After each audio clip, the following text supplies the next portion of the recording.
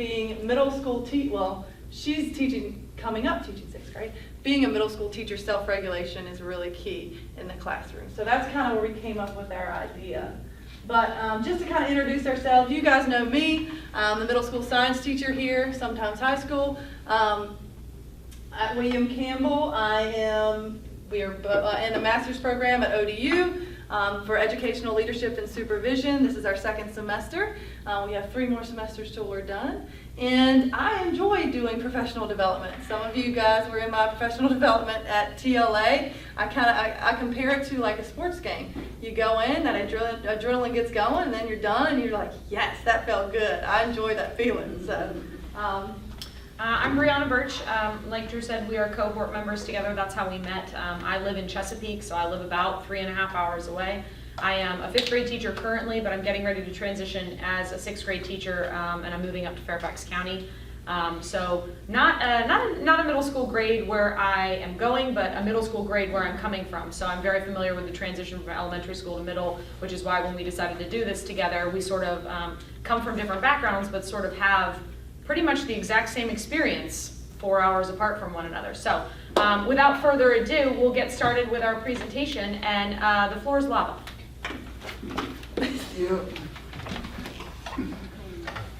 Some of y'all dying. Some of y'all dead. Replacement. I can't get up in that chair. Okay. Well, we hypothesized what was going to happen. I did not prepare with the dress. I wasn't too smart about it, but we hypothesized that pretty much no one was going to do anything. I'm actually super impressed. All right, the floor is no longer lava. Just for a second, is everyone in the room familiar with that game that kids like to play? Okay. I just want you to reflect for a second, if you can, reflect what happened in your mind when I said that. Like when I said the floor is lava, what was your initial reaction? Anybody want to share? Some of you, I saw this one pull his feet up right away. Who sort of waited to see what other people were going to do? Okay, why do you think there's a difference between his initial reaction and the other 2 individuals who were kind of like, wait, what? Are we doing this? Social peer pressure. You think so? Absolutely. Okay. So actually, the basis of our presentation today actually came very organically. We were like, oh, we're going to be partners immediately. We knew it, but we had no idea what we were going to do. And we were just sort of running things back and forth. And Drew mentioned that she had had a tough day, walked into her room, and a bunch of her kids were standing on their chairs. And she was like, and apparently they were playing, I don't know, they said the floor was lava or something. I'm like, oh yeah, that's a thing. But at the end of the day, you would have thought they would have had some cognitive process that, wait a second, Mrs. Bullock's going to walk into the room. I should probably, like, maybe not be standing on my chair when she does that. And yet there was nothing, right? There was nothing there. The ability to step back and be like, wait a second, this is probably not a good idea, is very similar to your own reactions. Did you do it impulsively when you heard the words, or did you hang back for a second, see what other people were doing, and think through it on your own? That's exactly what we're going to be talking about today. Where do you live? Are you in the first side of that, or are you on the second side of that? So just to kind of overview what today is going to look like. First, we're going to set the purpose. Brianna talked a little bit about where our ideas come from, but set the purpose and why we wanted to do this. What research shows. So we've looked, obviously we've done a lot of extensive research on this, but what does our data show specifically? We're going to talk about neuroscience of the brain. What in science actually kind of supports this idea? We're going to talk about some strategies, tier 1, 2, and 3 strategies to help teachers combat these trauma issues. And you guys are going to practice. You have to practice these strategies to be in order to use them in your classroom and then kind of bring it all together in the end with a conclusion. So we've put a couple definitions up here about what different researchers say self-regulation is. I'm not going to bore you guys by reading it, but basically what it comes down to is this idea that some kids have and some kids do not have this ability to regulate their thoughts. And the ability to regulate their thoughts ties in directly to how they act, how they think, how they feel. And when they struggle with those ideas, pulling it all together cognitively, that's when they struggle with that self-regulation. So on your table, you'll see that you have index cards and markers. If you'll just grab one apiece, What we'd like to do before we get started, sort of to set our own purpose, is to ask you to think about a child that maybe you had this year, or maybe it's been in a recent year, that struggled with self-regulation, couldn't really control their own behaviors, couldn't really control their emotions. And we'd like you to reflect on one or both of the situations here. How would their academic experience have improved? And how would your classroom have improved had they been able to better self-regulate themselves? Just a few ideas. How would their success have changed, and how would it have overall impacted your classroom if they had been able to better self-regulate? And we'll just give you 2 or 3 minutes to jot down your ideas.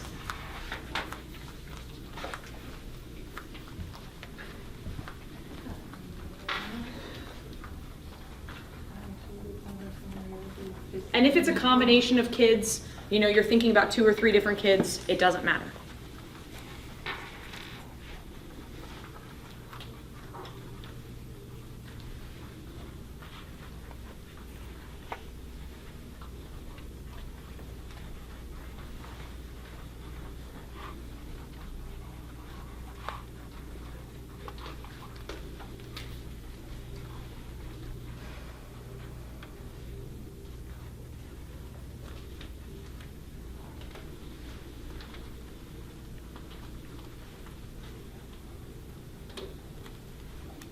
I'll give you about 30 more seconds to finish jotting down any ideas that you have.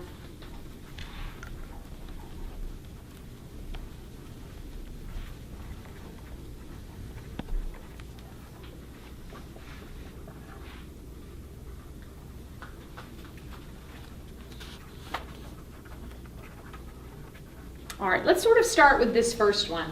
You don't have to tell us any specific details about the child or what any of their behaviors were, but in your opinion, how would their academic experience have improved if they had been better able to control their thoughts, emotions, and actions? Anybody? You don't have to raise your hand, just lay it out there. More work produced rather than complaining and making excuses, actually given more work during the time period. Okay, so productivity. So, and Okay. improved his grade. Focus, they would have been more focused and ready to learn. Okay, good, Better able to grasp the concepts. good. More open, right? Able to see a little bit more perspective of the situation. Sure. Anybody I else? think a secondary benefit would be higher self-esteem or the belief that they could Yes. perform that task. Absolutely, so important. Better interpersonal relationships. Good, the way that they connect with other people. Good, they don't feel like they're an island. Okay, how about the second one? This is more personalized. If that child had been better able to control themselves in the classroom, how would your overall classroom have improved? Well, they wouldn't be a distraction to others. That's right. Good. The So- classroom community would be stronger. Oh, I love that community, great word. Yeah. The pace of the class.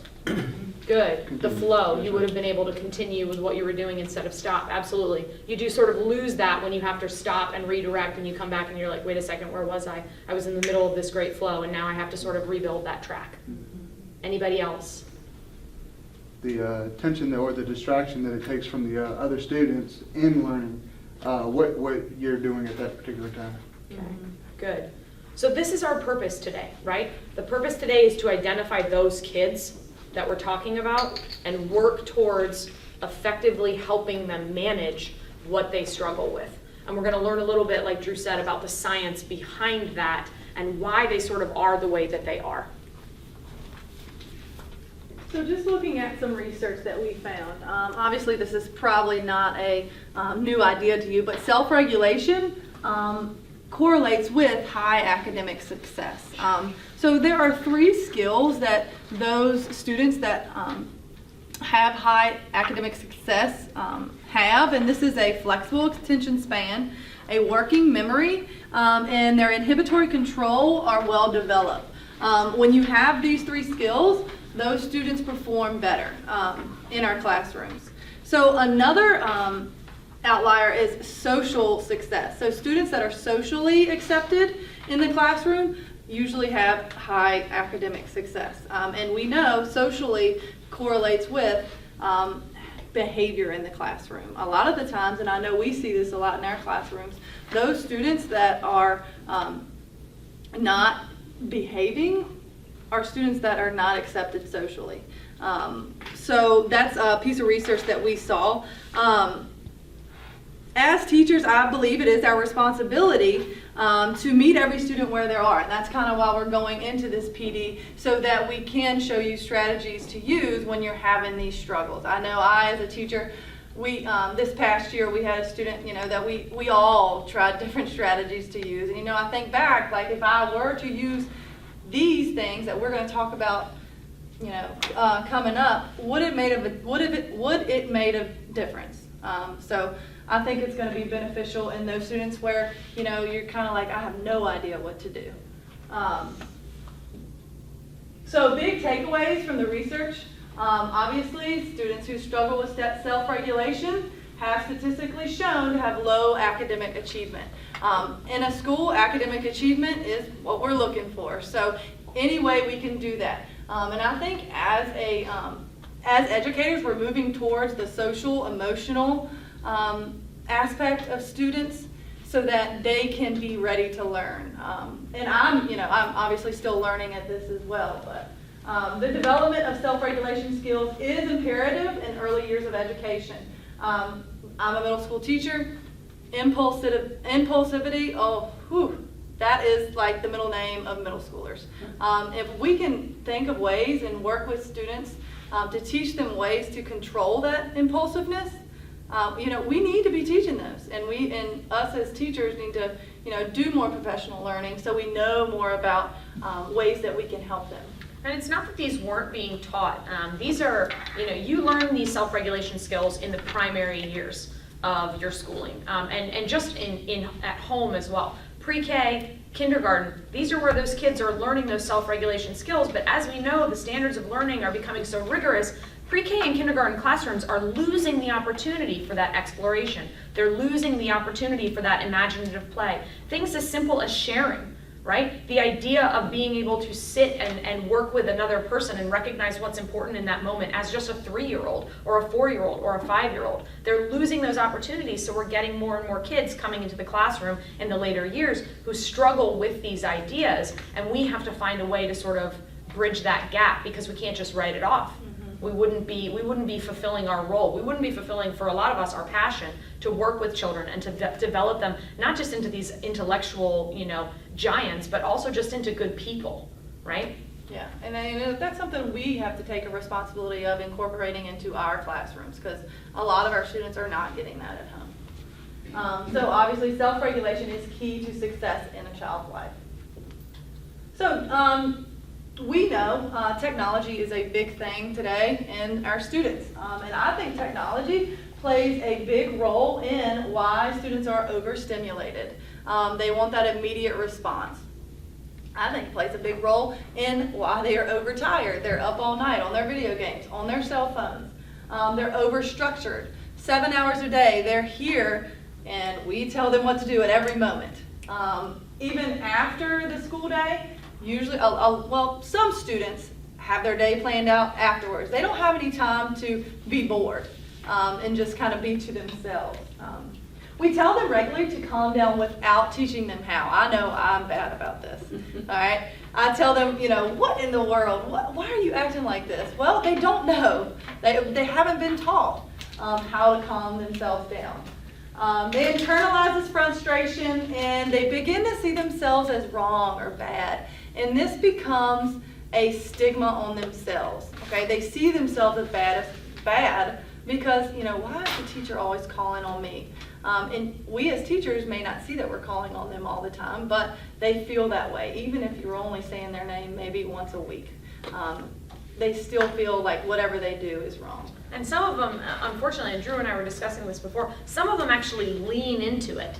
You know what I mean? They take it on. And it becomes sort of like a self-fulfilling prophecy for them. They've dug themselves this little hole, they've got this reputation, and they don't exactly know how to work themselves out of it. Because in a way it provides them notoriety, it provides them with a lot of attention that some of them are actually seeking. So even should they want to get out of it, they don't really know how. And it really all started with us because of these expectations that we have about who they are and what they have to have when they come to us. So 4 common words that we use with students that are struggling with self-regulation: stop, calm down, pay attention, focus. And these usually, when these words come out, they're not soft.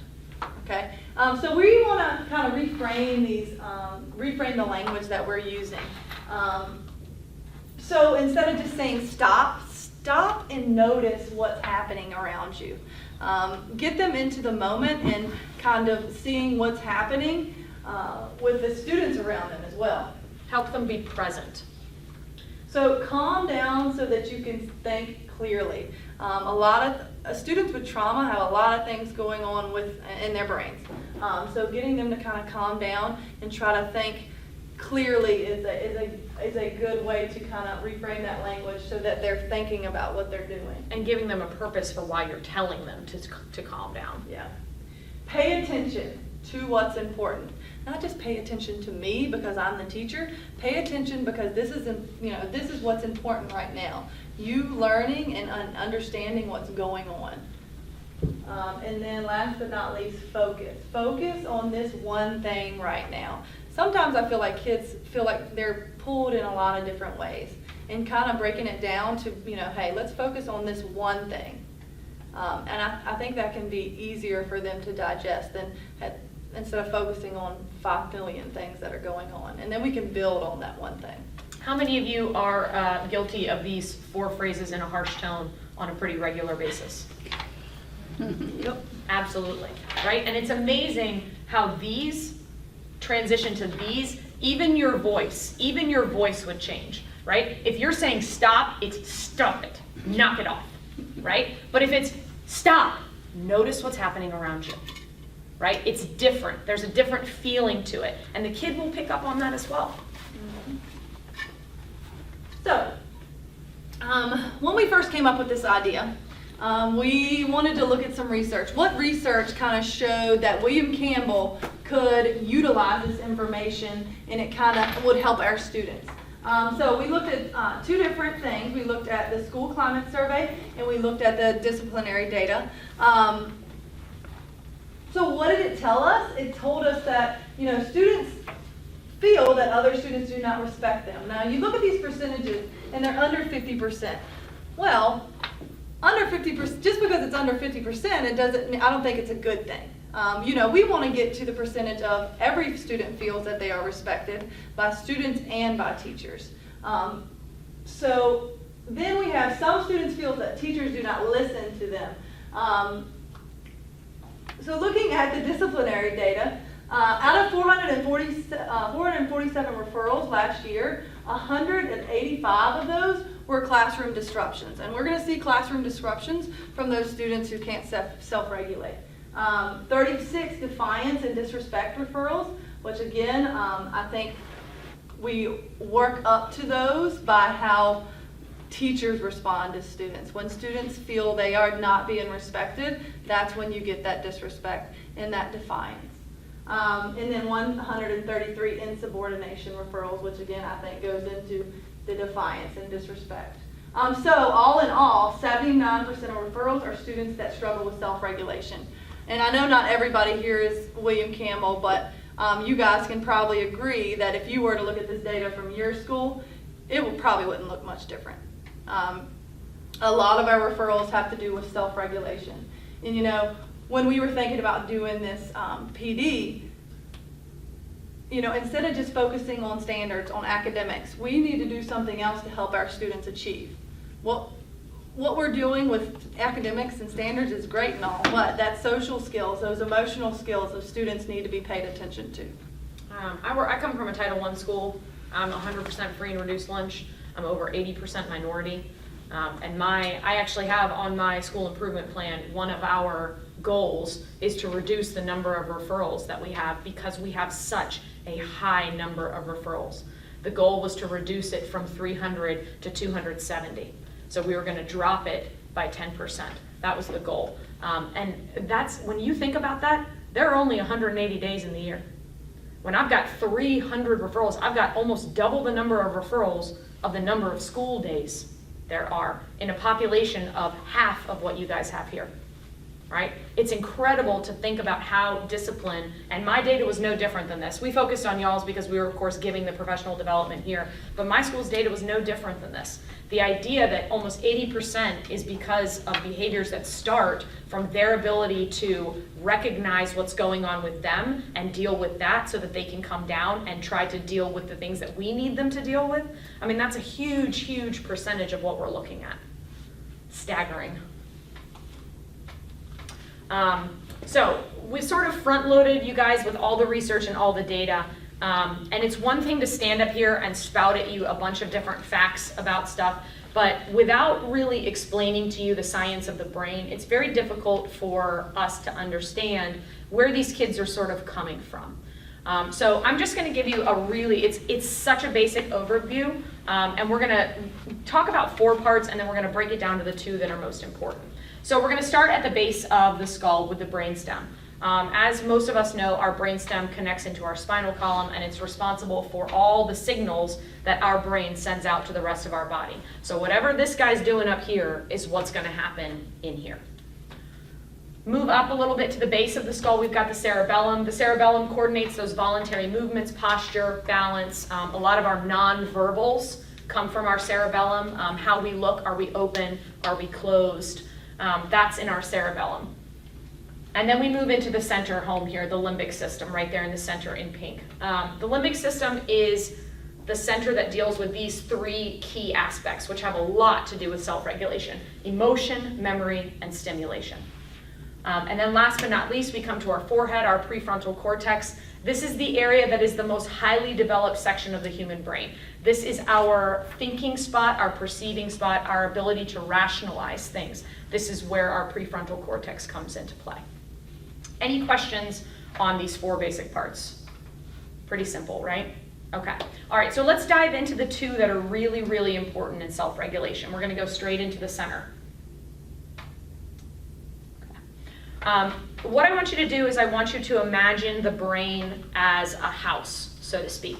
And you have an upstairs and you have a downstairs, all right? So when you look at your downstairs brain is your protective brain. Your downstairs brain is where your limbic system and your sympathetic nervous system are. These are the parts of your brain that are going to work when nothing else does. When your brain goes into full shutdown, these guys are still firing on all cylinders. They are taking all of the adrenaline into them and are going to continue to work no matter what you're experiencing, okay? So this is your pleasure-seeking, pain-avoiding area. This is how you are going to know you are happy. This is how you are going to know when you are sad or angry or upset. And this part of your brain is searching for solutions about how to avoid that, how to get out of it, how to get to the other side of it. Right? They may not be the most rational decisions, but you're looking for the immediate response of how to end what you are feeling right now and get back to that pleasure-seeking side. No surprise then, it's your ego center. This is the section of your brain that's looking out for number 1. It's going to take care of you. When everything else goes wrong, you are still, I'm going to take care of you. I'm going to make sure it happens here. And it's your intuitive brain. So it's that piece where you get the chills, when you've got the hairs that stand up on the back of your neck, when you feel like something's just not right, but you're not sure what it is, that's your limbic system kicking in. Again, it's looking out for you, right? When you're not looking out for yourself, that part of your brain is there for you. Your upstairs brain, on the other side of that, you go out of protective and into thoughtful. This is your prefrontal cortex, and this works with your parasympathetic nervous system. Your parasympathetic nervous system is one of the first things to shut down when your body goes into crisis mode. You lose it completely, okay? This is your ability to stop, pause, reflect. The ability to say, wait, press the pause button. Where am I? What's really going on? How do I handle it? It's driven by reason and rationality, and it's the one part of you that's able to gain perspective. A great example of this is when you walk into a room and you go to hug someone and they say they're so happy to see you, but the hug is super stiff. Anybody ever experienced that? Or something similar, where the verbals and the nonverbals are not matching? Okay? So what's happening in your intuition is, she said she's not happy to see me. It doesn't feel like she's happy to see me. What's going on? What did I do wrong? How do I fix this? How do I get out of it? Your prefrontal cortex, oops, I'm sorry, I hit the screen. My bad. Sorry, guys. My thoughtful brain is on the flip side of that. My thoughtful brain is saying, wait a second, this person cares about me. What she's saying must be what's really happening. This is your brain's need to rationalize it, right? Make it make sense for you. So you've stepped away from your intuition and you've moved into your thoughtful brain. It may feel this way, but what's really happening is this. You sort of reason yourself into it. Does that make sense to everyone? So, your downstairs brain. This is where you are. Basically, this is where every experience you have in your life starts. Everything starts in the downstairs brain. So, it's basically your first layer of the onion. Your limbic system is the one who is peeling back that event to get to the inside of it. This is basically you determining, is this DEFCON 1, is this DEFCON 3, right? This is your ability to distinguish a challenge from a crisis. Is this something I can overcome, or do we literally need to go into fight, flight, or freeze response, right? This is your protective self, okay? Now, what happens in the downstairs brain is that from a very early age, you start wearing a path in the carpet because you're constantly having new experiences as a small child. And you don't really know whether or not it's a challenge or a crisis. And you rely on other people to perceive for you whether it is a challenge or a crisis. It's one of the reasons why when kids fall when they're very young, if you go, oh, what do? They cry, right? But if they fall and you're like, you're okay, and they're like, yeah, I am okay, right? They're looking to you to gauge whether it's a challenge that they can overcome or it's a crisis. Right? So they start naturally wearing a path in that carpet in the downstairs brain. And then you start adding trauma on top of that, right? I told you I come from a Title I background. I have a lot of kids who have so much primary trauma in their lives, but it's not even primary trauma. It's secondary trauma from their parents. Things their families have not dealt with that are now layering on top of the child. And the child has no way of distinguishing what it is and what they can lay to the side and what they actively need to deal with. All they know is they're trying to process this traumatic event, and they're looking to see, is it something I can deal with or is it a crisis? If your parent treats it like a crisis, what are you going to do?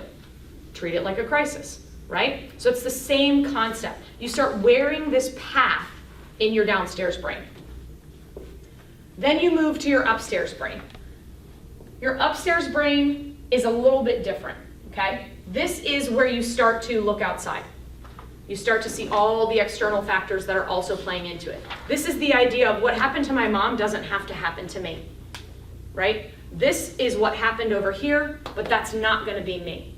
So this is like our first generation graduates, right? If you guys have any kids whose parents didn't graduate high school, I have a bunch of those at my school who graduate 5th grade, and there are people who are like, well, this might be the only graduation they get.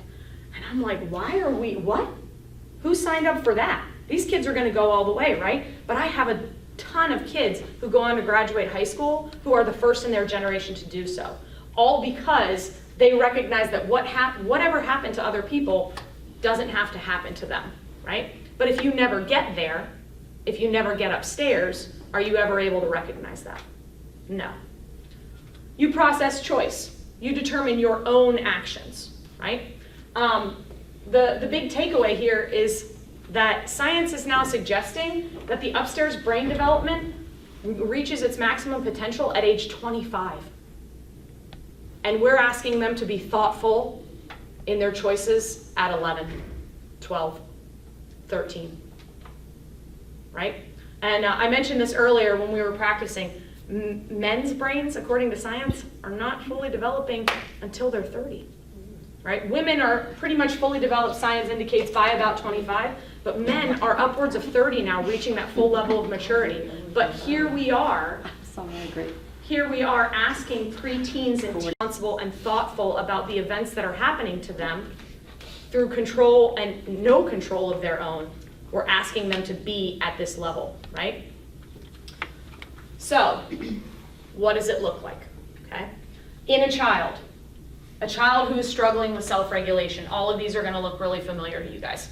Scanning, body prepared for action, their mouth breathing, they might be sweating, their closed posture, heart's racing, that corticosteroid system is running rampant. They've got adrenaline pumping all the time, okay?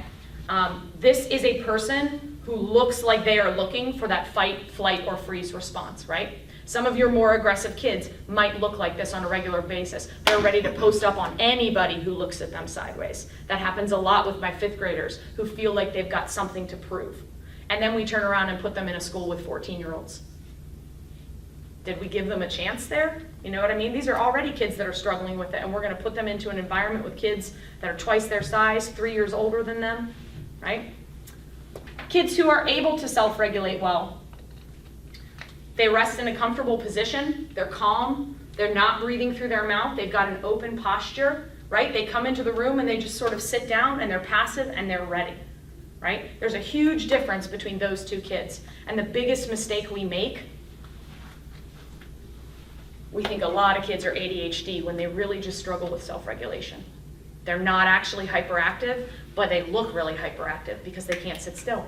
They can't focus. They've got to be doing something, right? We mistakenly call them ADHD when really they don't know how to control their behaviors.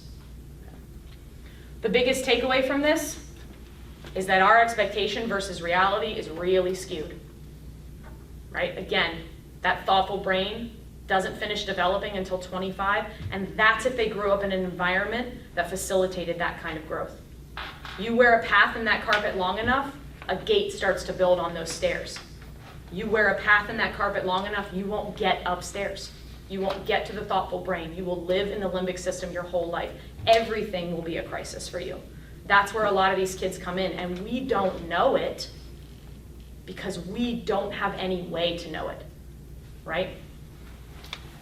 Our expectations are unfair.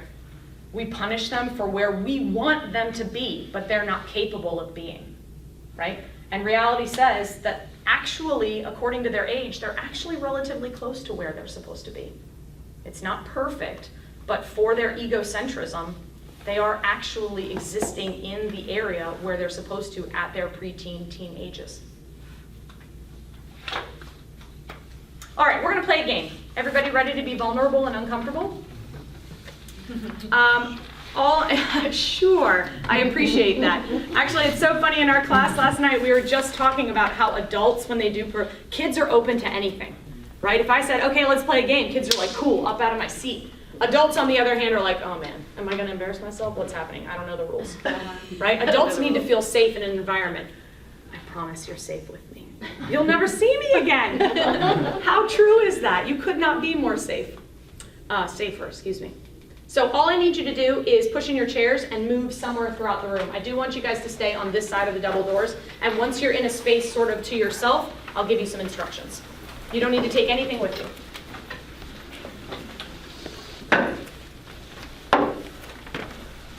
And probably you guys have played a game like this before. This is called walk, stop, wiggle, sit. Okay? The only rule that you need to know about this game is whatever I call, you need to do the opposite. So when I call walk, I want you to stop. And when I call stop, I want you to walk. Everybody clear on that? So when I say walk, you stop. When I say stop, you walk. Yes? Okay. Then, when I say wiggle, I want you to sit. And when I say sit, I want you to wiggle. Everybody's going to look exactly the same. How many of you are already feeling the anxiety build at this game? Absolutely. Okay. Stop.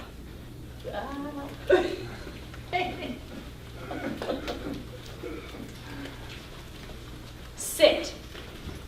There we go, there we go. That's a good wiggle, yeah.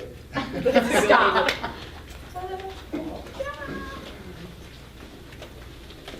Walk. Wiggle. Stop. I don't know what's happening. Wiggle. Stop. Walk. Wiggle. Sit. Okay, go ahead back to your seats.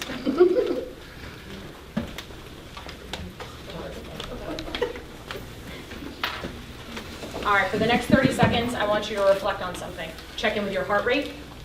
Check in with whether or not you're breathing through your nose or through your mouth. Check in with how you feel.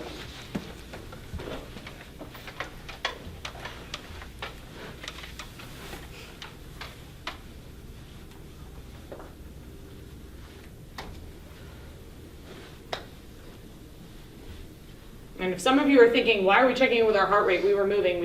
You really weren't moving that much. All right, how many people's pulse is elevated? How many can feel their heart? How many of you were mouth breathing? Y'all made my heart rate go up. Mine too, actually. Mine too.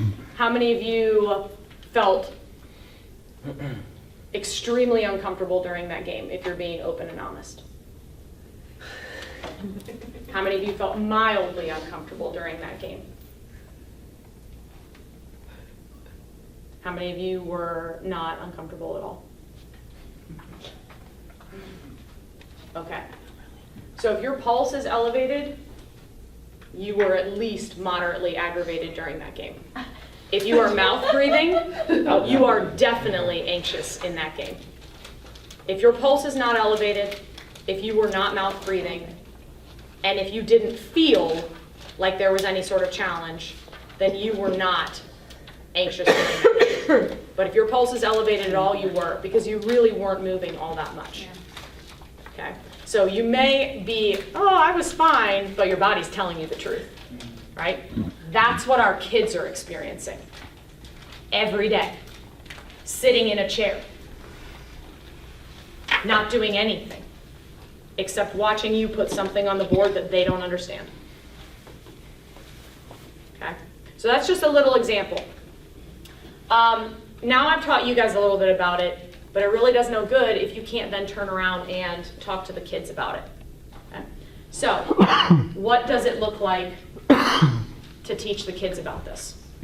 Because how do we expect them to wrap their brain around it if they can't wrap their brain around their own brain?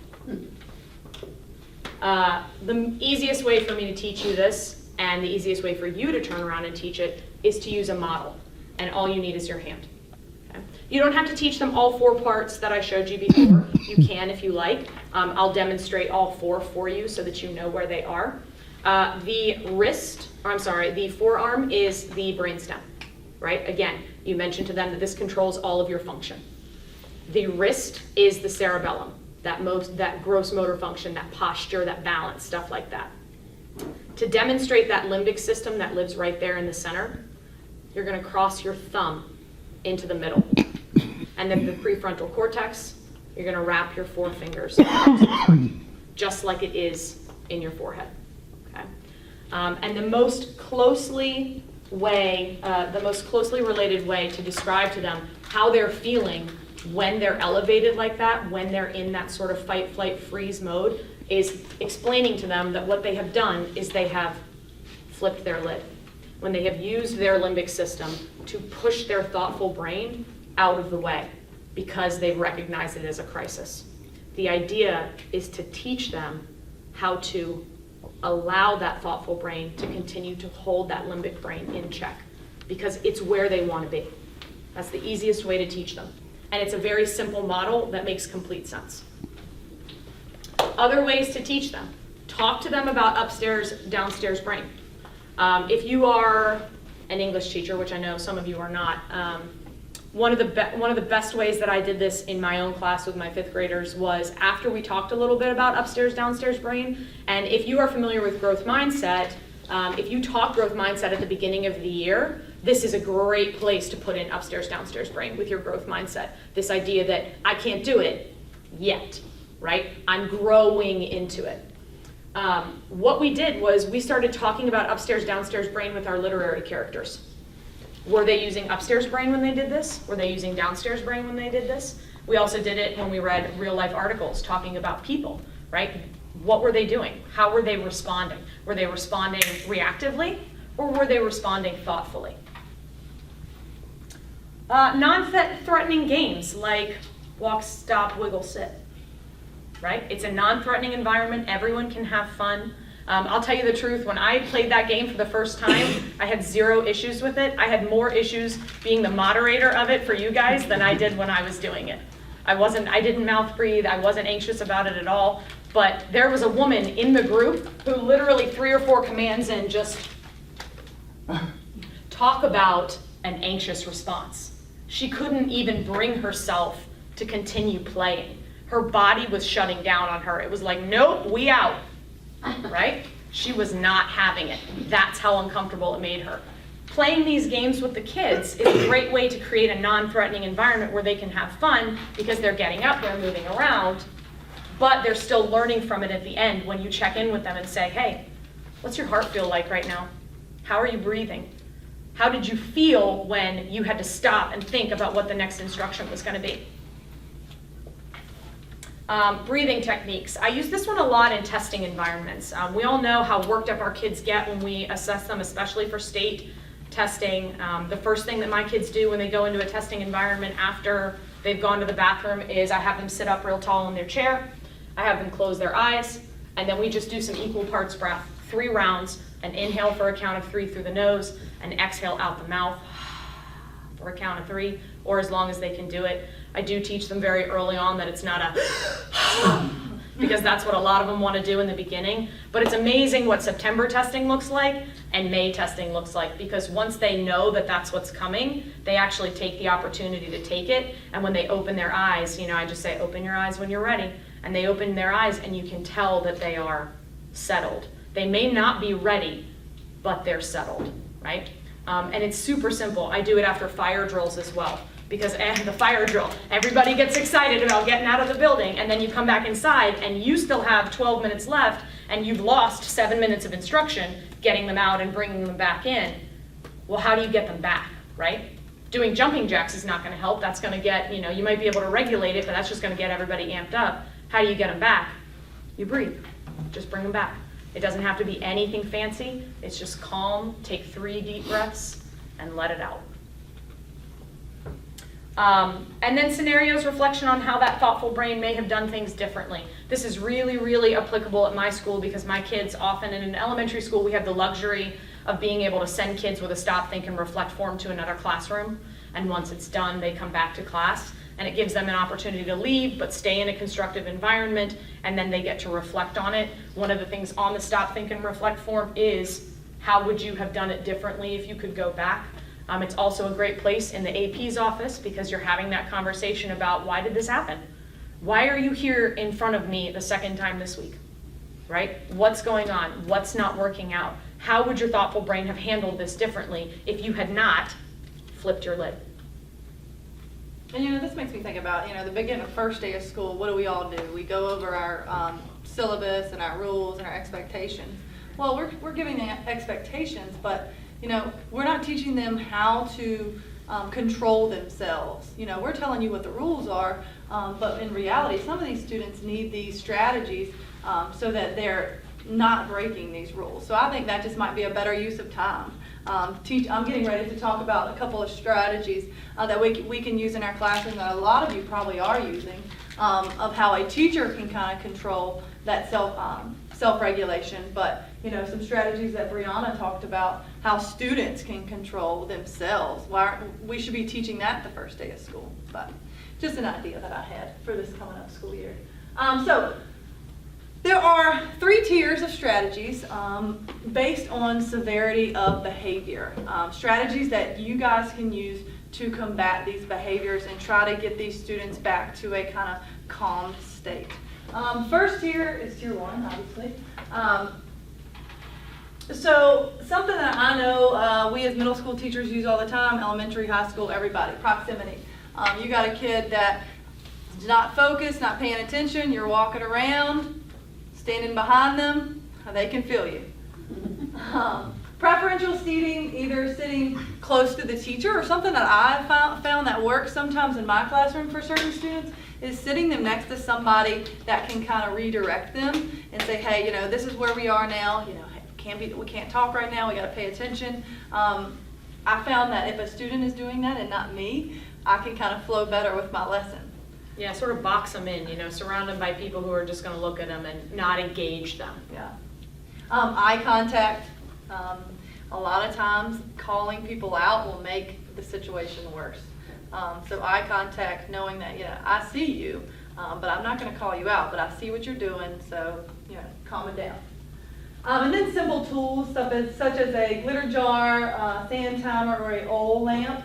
Brianna brought up a good point that she uses in her class. Yeah, this is, by the way, this was $3 at the Dollar General. So, just so everybody's aware of how inexpensive of an option this is. I had a young man this year really struggled with it. He and I had several lunch sessions before we came, sort of a come to Jesus meeting about we're not going to do this the rest of the year. And what we decided was that he didn't want to leave the classroom because, as Drew mentioned, he didn't enjoy being called out for things. So when he had issues and he didn't, if you sat him in the front of the room, he would just act up more because everybody could see him from there. He liked to be in the back. I have no issues with that. It's not going to take me that long to cross the room to you. He decided that what he needed was he needed an automatic timeout for himself. So I went out and got this little oil lamp here. And when he was starting to spin up, when he was starting to spiral, and we all know what that looks like, right? They might come in that way or it might happen in the middle of the lesson. It would be very simple. I would just go to my desk, walk over to him, and I haven't stopped teaching, turn it over, put it on his desk, and walk back to the front of the room. I didn't say anything to him, I didn't draw any attention to it at all, but he knew that by the time the oil reached the bottom, he needed to be back with me. It was phenomenal.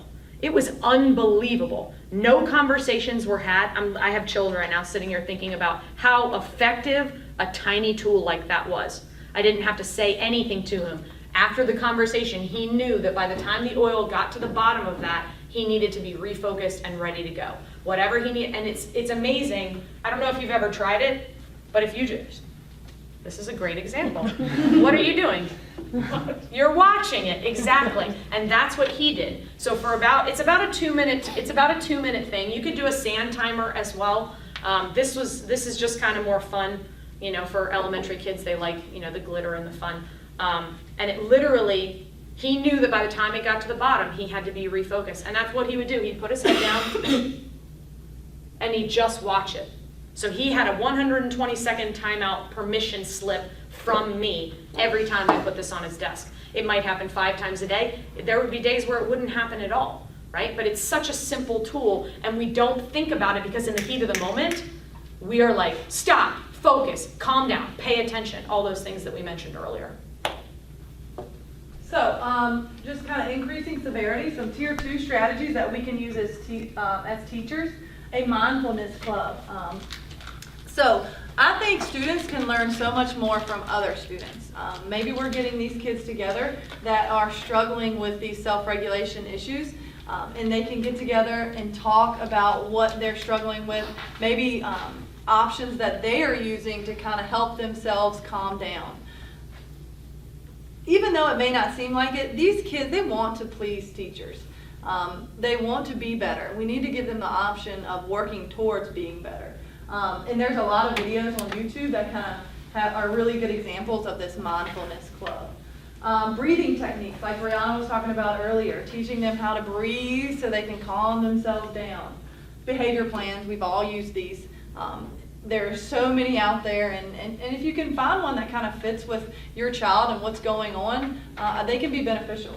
And open communication with parents and guardians, not just when bad things are happening, but just, if you have that one kid where, you're seeing a struggle, maybe giving that call once a week, good or bad. Hey, this is what's happening good. We're seeing some progress on this.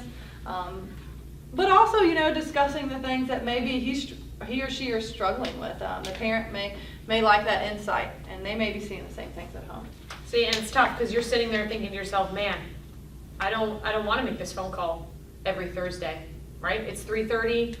It's got to be 4 o'clock before I leave. I've got to get home and do this. It's tough on us because creating that open communication with parents, a lot of times that's a one-way street for us, and it's more work on us to make that phone call. But it is incredible the difference that it can make for a child when you do make those phone calls. And again, like I said, I know it's tough to ask you to do more than you're doing, especially after school, when you want to respect your own personal time. Yep. So then we move up to tier 3 strategies. So tier 3 strategies are all those tier 1, tier 2s put together, as well as TDT. Now this is your day treatment, your harvest. We have a harvest that we have in this building, utilizing them in a way that benefits the student. But maybe and trying those other strategies before we get there, I think would be helpful. And then something we're going to talk more about today is a check-in, check-out strategy. This is a PBIS strategy, which I'm new to PBIS. I'm still learning a lot about it. But there you have a great website. I've only talked about a few of these strategies. They have a ton of strategies on the website, and we actually will have the website. It's actually linked on the back of your PowerPoint. They have forms that you can fill out for these strategies so that you're documenting everything that's happening.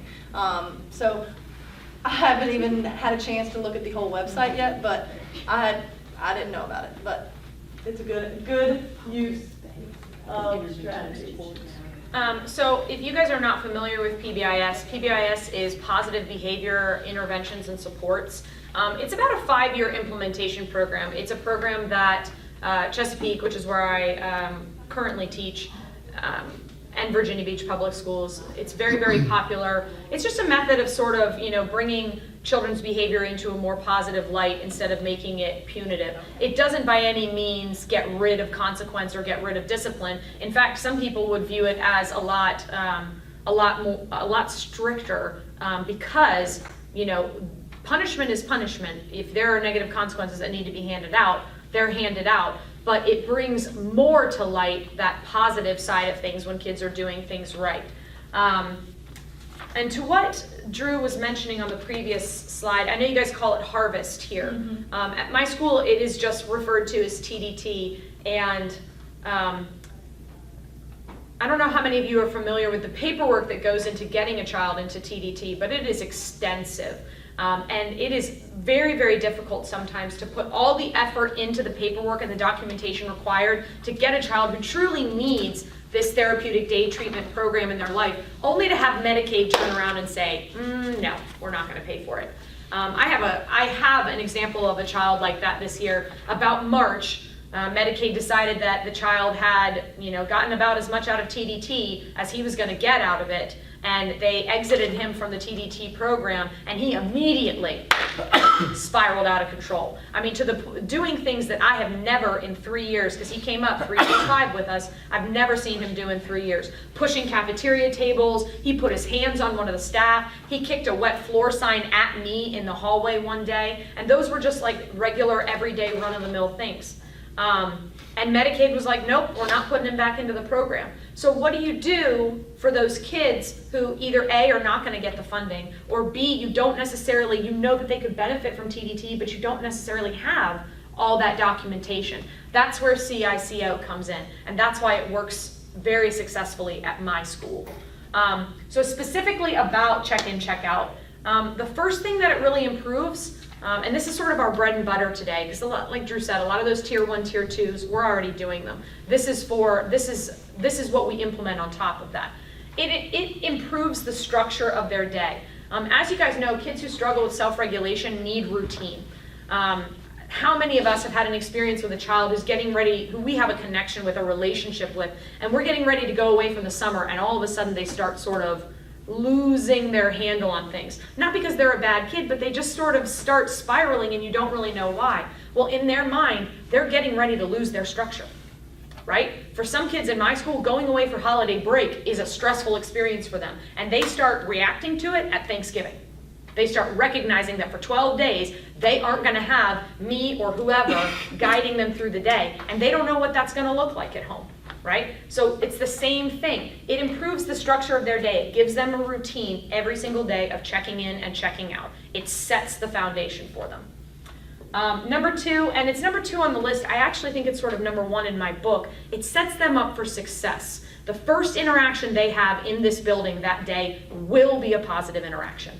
It will not, the first thing that they have when they walk in the building is somebody redirecting them, telling them to get on the other side of the hallway, doing whatever. Because when they walk in the building, the first thing they do is go to their check-in. And it will give them a positive way to start their day every single day.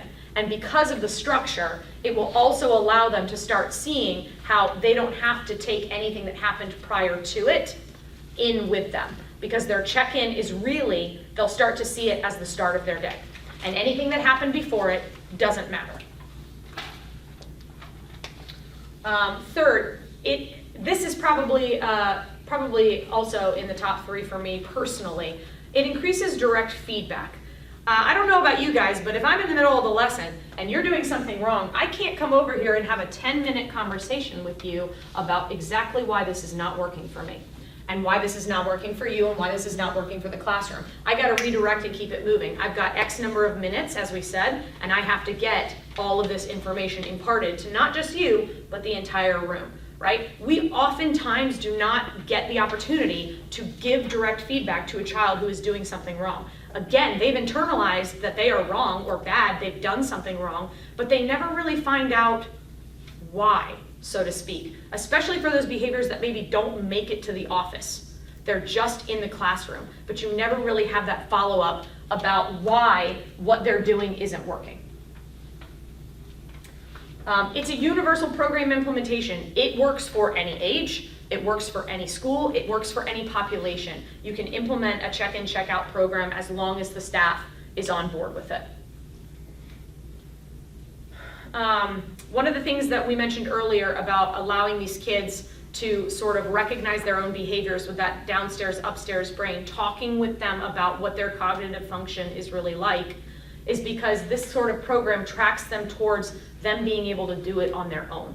That's the whole idea. Just like in the classroom, the I do, we do, you do strategy, right? You start as the sage on the stage with the program, talking them through it, helping them pick out their strategies, recognizing how they're feeling that day. Then you become the guide on the side. Okay, tell me about this. Where are we?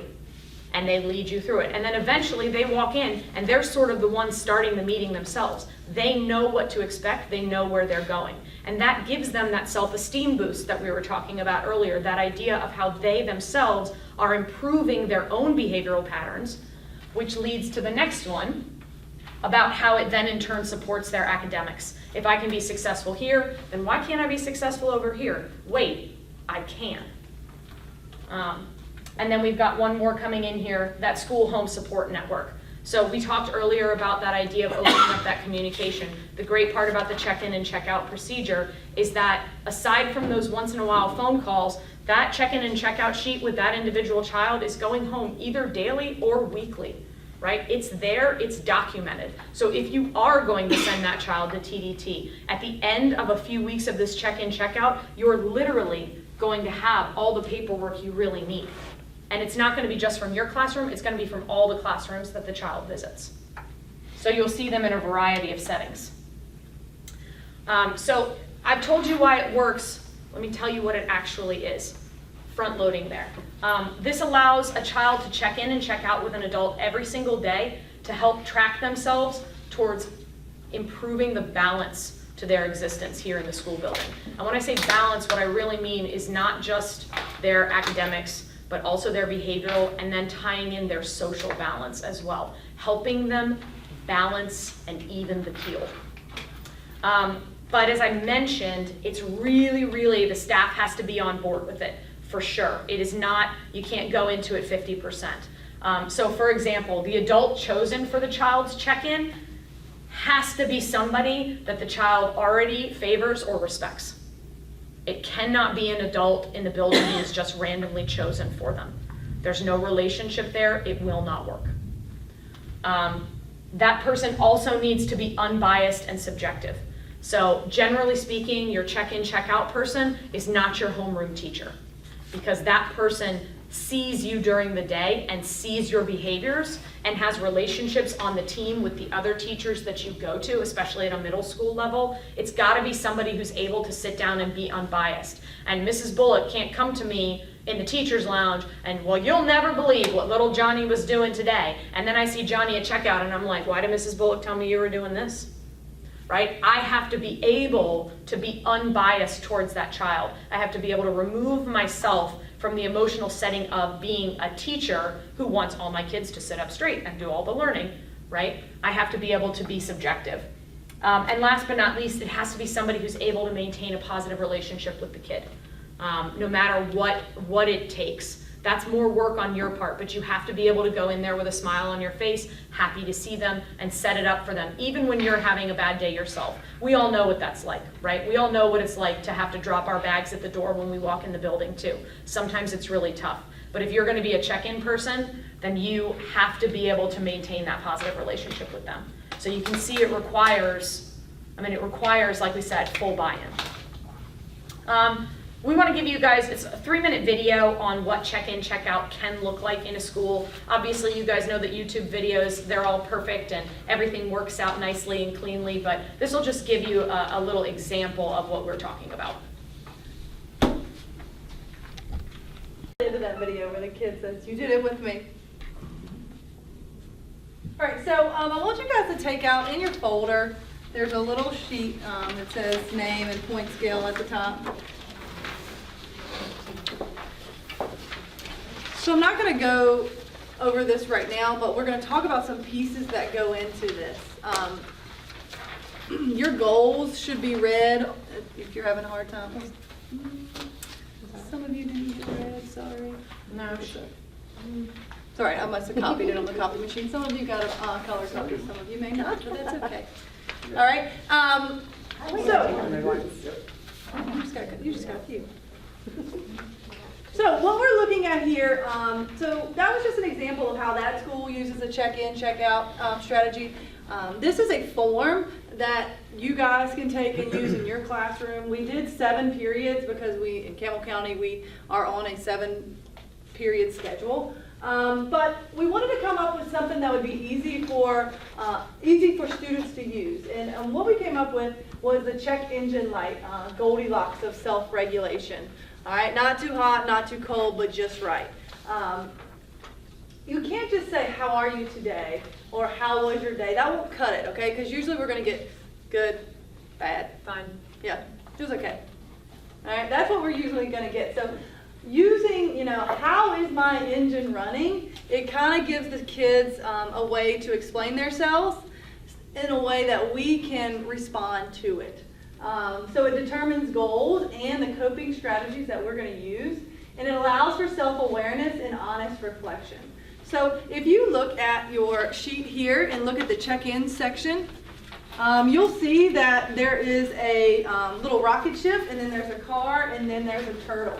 All right. So the rocket ship just kind of represents high. My engine is running too high right now. The car is just going down the street, I guess. It's just right. And then the turtle is, my engine is running too slow. I'm tired. So as a student checks in with their buddy, all right, they would circle how they're feeling that morning. And then underneath that, okay, they would set goals for that day. And it may be goals for that day, or it may be goals, maybe they have a certain goal that they're working on that week. And it could go week long, so you're not filling that in every day. And then obviously it goes through the periods, and the teachers would use the point scale at the end of class to kind of show how they're doing, okay? And then at the end of the day, they would check out, see did they stay where they were, or did they go back to, I want to be just right. Obviously that is the goal, to get to just right. And we recognize, guys, that the rocket ship and the car and the turtle are very primary. We got that, right? But it's not a conversation that does not lend itself to older kids. Mm-hmm. Hey, where's your engine today? Right? That's not something that a 14-year-old won't understand. Maybe they don't need the pictures, but it's still a sentence that will make sense to them and won't feel primary to them. So it's very adaptable. It's a very, very adaptable phrase. It should work for every child. Yeah. So just some examples of how you can teach your kids how to recognize how they're feeling. So let's say if, their engine is running too high or too fast, they feel out of control. They may feel silly or very excited or angry or frustrated. They need to get back to just right. Let's say they came onto the bus this morning, and another kid opened up with a mama joke. All right, that upsets some kids, and maybe your buddy came in, feeling angry at that other student, and one maybe to be physical with them. So maybe that's how they came in that morning, and maybe a goal would be to not be physical with anybody that day. Hopefully, it's a little less severe as that, but. That's super applicable at my school. Really? Yeah. So, if your engine is running just right, we feel calm and happy. We can do our job, come in and do our job quietly, get our work done, be productive. Follow instructions. Yep, follow instructions. And I want a goal that's going to help me keep me there. And then I'm running too slow. I feel tired or sick. Sometimes I have 2 slow days. I'm sure everybody does. So I might feel grouchy. I might need to put my head on my desk, or I just need to get back to just right. And this could be the students that come in. Maybe they've been on their phone all night. These are the kids that have been on their phone all night and stayed up all night, and they're super sleepy. I know Jill and I both have a student that doesn't stay awake in class ever. I have kids who come in the next morning with hospital bracelets still on. They were in the hospital the whole night. Yeah, they looked. Right, but that's what I'm saying. It's the same. That's definitely a day where they're running slow. Yeah. So we want to come up with some strategies to help with I'm running too high or I'm running too low. So when students come in running too low, they're tired, they're grouchy, they're sick, all right? Maybe we get them to do some exercises, all right? Wall pushes, because a lot of people can't do push-ups these days. Go for a walk, jumping jacks, mountain climbers, stand up and seat back in the back of the room. So if students come in running on high, how can we kind of get them to self-regulate back to being that middle ground?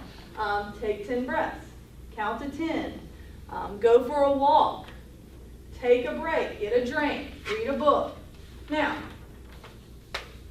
ideally, we want students to choose 3 of these per day. Now, this is what we're going to start off as. If you look in your folder, you'll see on the front, we have some cards made. So, ideally, you want students to choose 3 for whichever they're feeling. So, if they're running on high, they need to choose 3 from this box. If they're running on low, they need to choose 3 from this box.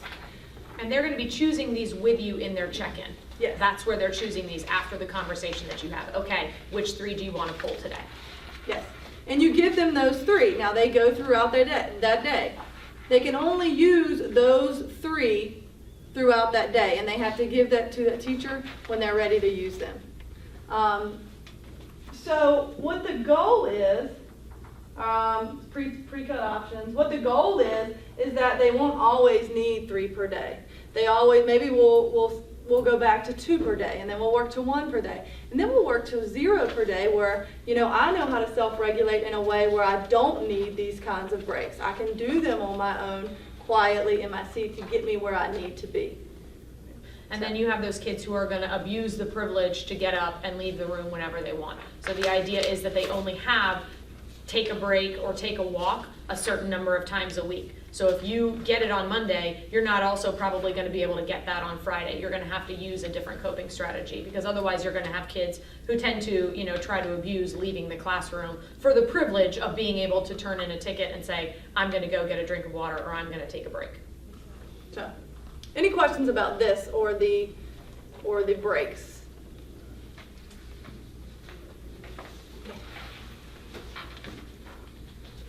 All right, we're gonna practice, okay? Role play is super important. You can't do, your first interaction with a check-in, check-out kid doesn't work very well if you don't have any idea what you're getting into. So in your folder, you do have an example of your point scale sheet, your goals. What you see at the top there next to the point scale is daily goal and weekly goal. That's how many points they want to accrue throughout the day and throughout the week to meet their goal at the end of the week.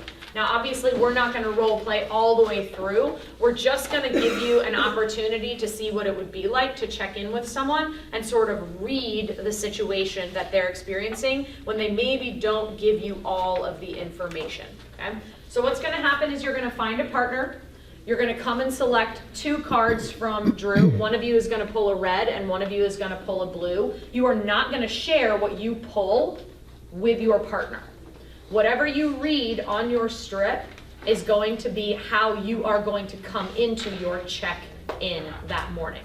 So you're going to come in and not tell your check-in teacher anything about how you're feeling. You're simply going to answer them about, this is where I am, or man, I'm feeling rare, I'm ready to go, right? So you're not going to tell them exactly what's happened. They're going to have to read that from you. And then from that, you guys are going to practice one time, you'll be the monitor and the other person will be the student, and then you'll flip and reverse roles. Does that make sense to everybody? So you'll decide together what some strategies might be that you want and what your daily goal will be together. You don't have to write it down on the sheet if you don't want to. It can just be, like we said, a conversation you're having. Again, this is your documentation in the real life situation, right? Your ability to say, this is what we worked on, here's how they progressed, here's what it worked up to. This is just a little opportunity for you guys to practice it out. Does that make sense to everybody? Okay. If you want, you can just work with the person you're sitting right next to. If you want to find someone else, that's fine. We do have an even number of people right now, so we could just do it that way. Is everybody cool with just working with the person side by side? Mm-hmm. Okay.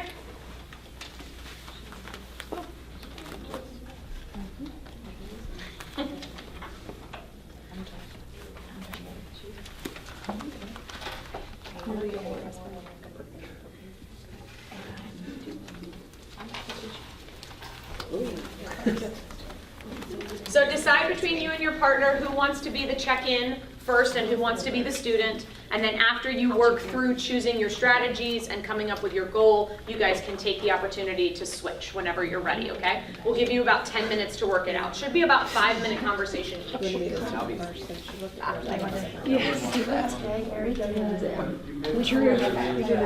Oh, did you get it?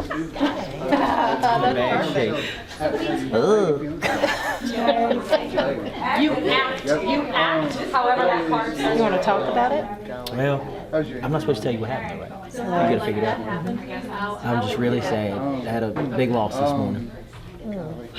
Sorry to hear that. If you were to look at these three, which one would describe you? The turtle. The turtle. Yep. It's a really slow day for you. To start out. I know, well, that's the thing, I had goals students for that you. wanted to come in, they would answer in like one word, or they would. Let's think of some things that might help you get through the day. Okay. So what could you do to pull more out of them? So, You know what I mean? Like how could you what do you dig in? think might help you if you had to choose? If we had 3 cards, what would help you? I mean, yeah. When you get to feeling anxious today, Well, you could just say, do you want to share a little bit about it with me? And then if they say no, say, okay, that's fine. So if you're not willing to share with me, can you at least tell me how your energy is? Where are you feeling? You know, where do you feel right now? Because they should be able to tell you that without giving you any specific details about how, what's actually happened to them. Because a lot of kids are very private about that. Especially if they don't trust you right off the bat. Right. Yeah. So is it Sherry? I didn't get any sleep last night. No sleep. Okay. Would you like to talk about that, or? Well, I had a bracelet and long salad, I lost it, and I'm just so worried. I don't want her to be happy, and I just couldn't sleep. Probably she's not That's nice. I can see that. I can see why you're not. Yep, valuable things. Yep. You lose that. You really want to get that back. I can see how you've lost some sleep over that. Ready? All right, I can teach you. As far as goals today, what kind of goals do you think we can How you set feeling for today? today? Well, I don't know, I really wish I had the bracelet, but I Right. guess Yeah. maybe I could tell Sally that I All lost right. it. Yeah, that's something. Yeah, that definitely we can do that. Tell her about that. Okay. All my friends.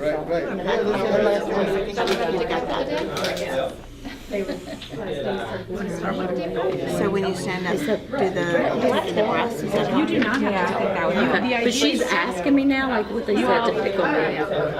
Well, you can simply, you don't necessarily, because a lot of kids aren't going to okay? So you want that to be one of your 3 for the day? So what's something else that or they feel like might they're not help you compassionate to calm how down? they're reacting. So maybe if I go get water. Kids will usually tell me. water.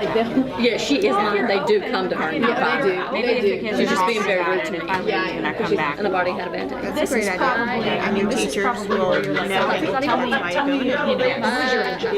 Because And she told me it was really hot, and so So, and then she was sit by herself. She doesn't want to go to class. Yeah, and I said, well, it's not really. All I did was come in the real building and all I wanted to do was make a So they're gonna make call to my fun of her? mom and say, I'm And here. so then, Well, I said, don't. I was trying to find like, So we're gonna put you for the rest of the day. we're gonna put you on the rocket ship. We're definitely running too high right now. So how are we going to? These are your options for the day as we go through the day, because you're gonna need them out, they much better. But you can't have your phone broken. You're gonna have to keep things calm From the conversation with, what was the most uncomfortable part? What was the most comfortable, what did you feel was the easiest part of the interaction? What did you feel was the most difficult part of the interaction as the monitor? Either one. Well, I mean, just from walking around, a lot of kids that we talk to, they don't want to talk. They don't want to say anything. They just want to say, I'm feeling too high, and that's it. That's just how I feel. And that's it. And I was just talking to Adrian about it. Hopefully, not being the classroom teacher to this student, not being the disciplinarian to this student, just being somebody that I have a relationship that, nothing detrimental to this student. Eventually, hopefully they'll open up. I mean, I think that's the goal of this check-in, check-out. It's supposed to be a non-judgmental setting and person for that purpose, right? Somebody who's not directly interacting with them in a classroom academic environment, who's going to sit there and look at them after they told them how, such and such happened to them last night and see it, have to stare at them all day kind of thing. Mm-hmm. You're on the outside of their purview. You're not directly interacting with them in a classroom environment, so hopefully they don't feel judged. But you're absolutely right. Those first couple of interactions are going to be sort of awkward, which is sort of why that's where you're laying the foundation. Let's talk about these 10 calming strategies. Maybe you don't want to tell me what happened last night, but today let's go over a few of these because it's more procedural, right? It's more getting them to understand what the check-in, check-out process is. And so hopefully by the time you get into real meetings with them a few weeks in, they're a little bit more relaxed with you. Yeah. Anybody have any thoughts though with their partner and how they felt when they did or did not share information? What were the sticky spots? Because that's what we want to help you work through, right? Anybody? Crickets? Like when they didn't want to share? Sure, or when they did share. The transitions. What was tough for you as the mentor determining what the next step was? Well, we had an easy one for her because her dog got hit and she cried and she shared. But like for me, when I was the student, she was struggling to pull anything out of me because I just kept scooting away. So it was hard to, for her to even figure out what to say to me. Did you ask her how her engine was running? Yes. Okay, and your answer was what? Very high. Okay.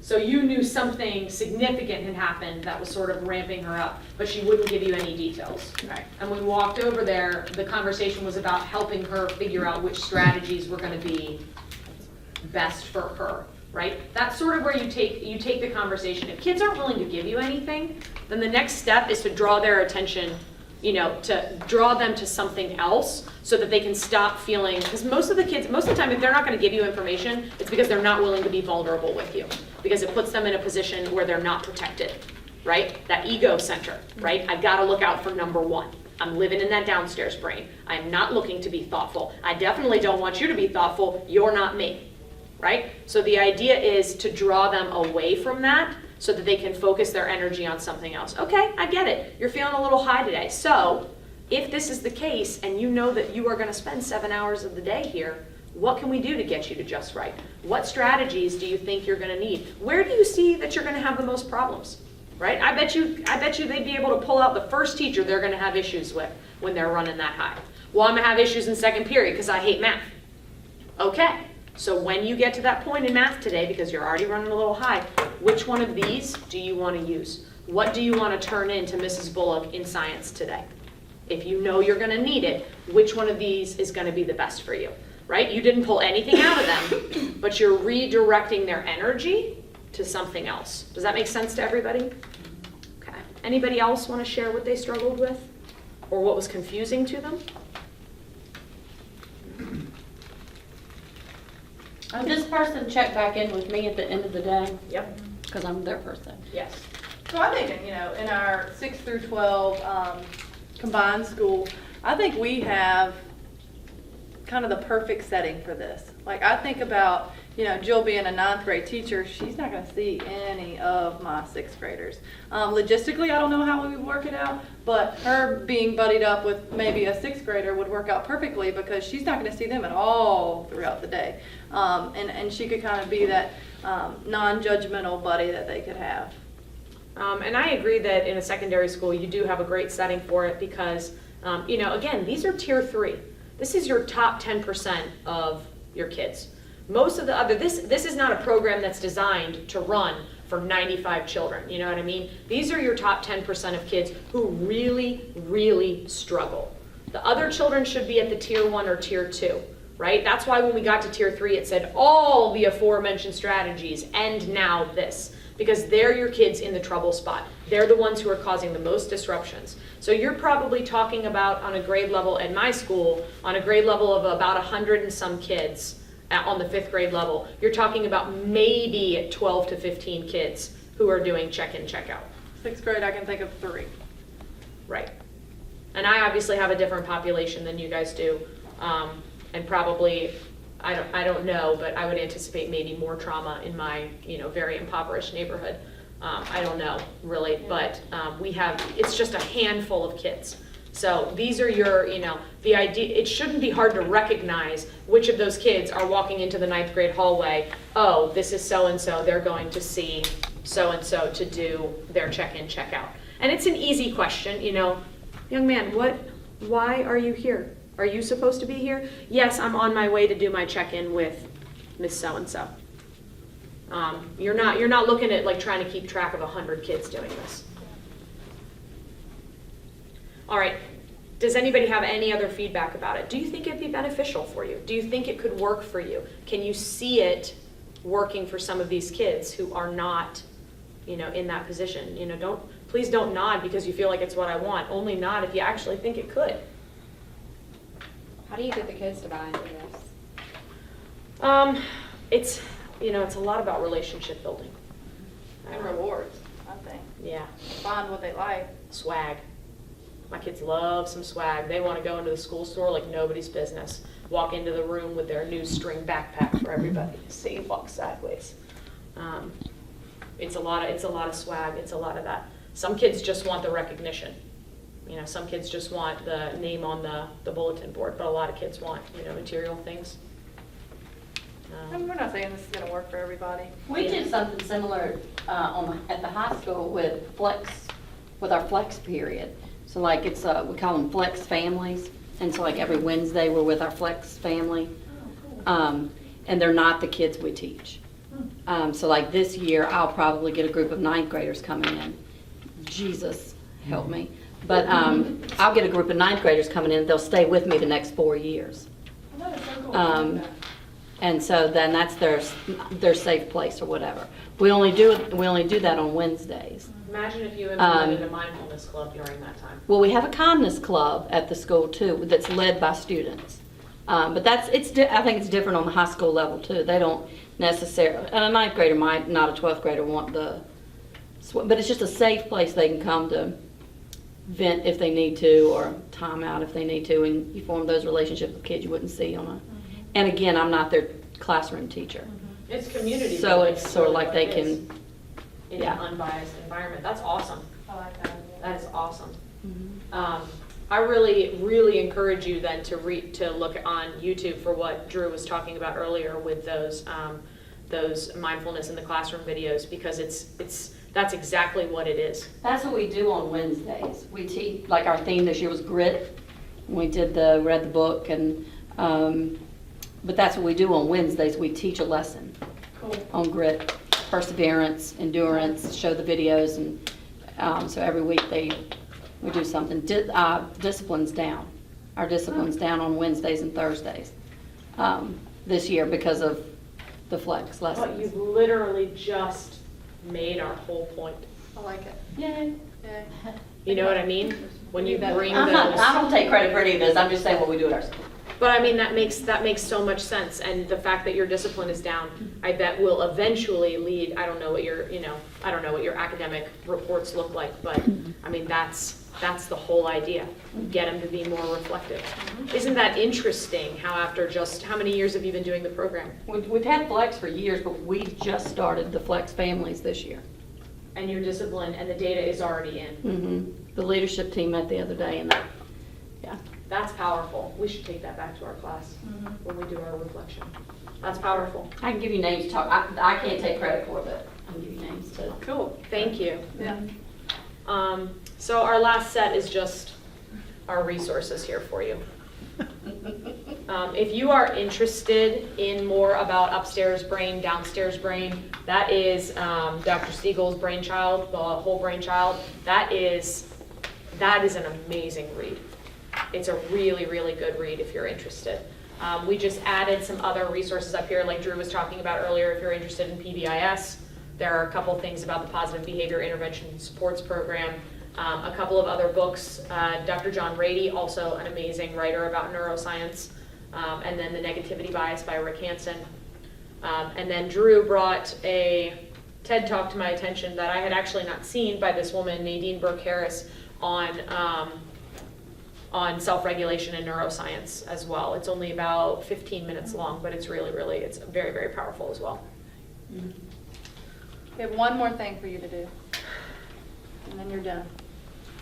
So if everybody could go to, you guys, I gave you a computer if you didn't have one, but if you have your computer, go to www.flipgrid.com, and you're going to log in with your Google account, and you're going to enter this code. So what it is it's going to be a short video response for us today. This is how we're going to secure your feedback on what we learned today. It is a 90-second video that you're going to record for us. The only people who are going to see it are myself and Drew, and we've just spent the last 2 hours with you. You look beautiful. Okay. So it works if you enter this code in first, guys. So when you come to flipgrid.com, you'll see the code, the big, where you put in the code. Enter the flip code. Enter the flip code first, and then it'll prompt you to log in with Google. Yeah. And I would like it if you would spread out just a little bit, because when you're recording video side by side, there's going to be feedback. So you can go anywhere in the media center. It's only 90 seconds. It doesn't have to be a full 90 seconds. The instructions for the prompt are right there in the box. So whenever you're ready. So exit to the 3, 2, 1.